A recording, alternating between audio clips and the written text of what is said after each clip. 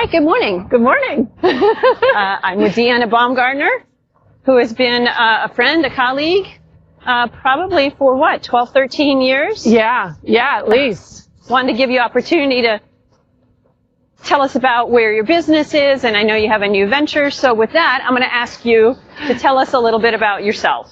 Yeah, so I have been up here in Charlotte about 16 years. From Florida. I moved up from Florida, and when I moved up, it was, in the middle of that recession, and I didn't have a job. There were no jobs to be had. It took forever. And then when I finally did get a job, I was like, no, I don't want to do this anymore.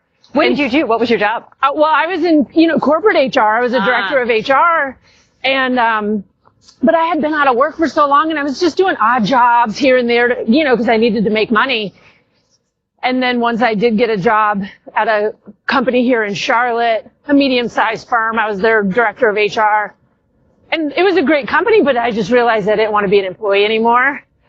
And I just started doing a bunch of research and figuring out how to launch my own HR firm because I really, really had a passion for small businesses.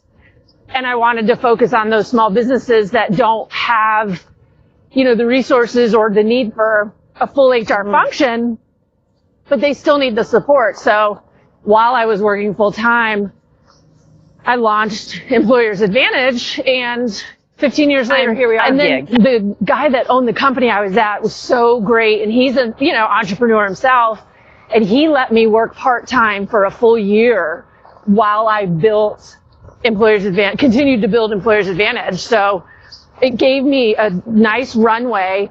And then at some point I realized I was still comfortable with the income in a part-time capacity, and I forced myself to quit so that I would have to basically, hunt for my own dinner kind of a thing. And, I started Employers Advantage back in August of 2010, but I did it luckily with a full-time job and then went down to part-time and then was able to take myself out altogether. It's 15 years later. Yeah.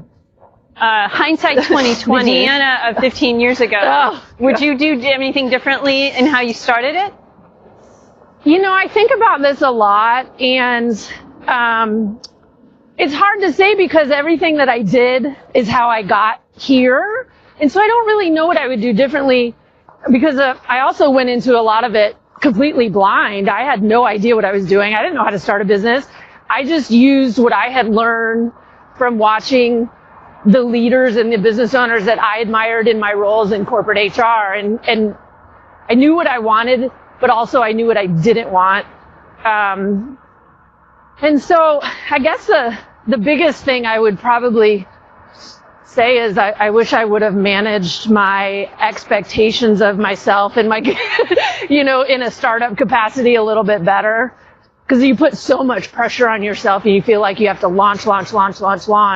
So you would have, let me just make sure I get it. You would have kind of lowered the expectations of what to expect that first month, year, et cetera, right? And not been as like, what am I doing wrong? Right, exactly. Okay. And like feeling like I had to be connected 24/7 or I was going to miss out on, the next big break.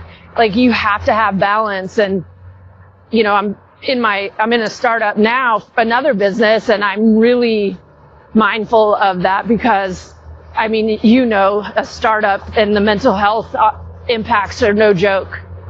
So that's the one thing that I would have learned and would go back and maybe do a little differently.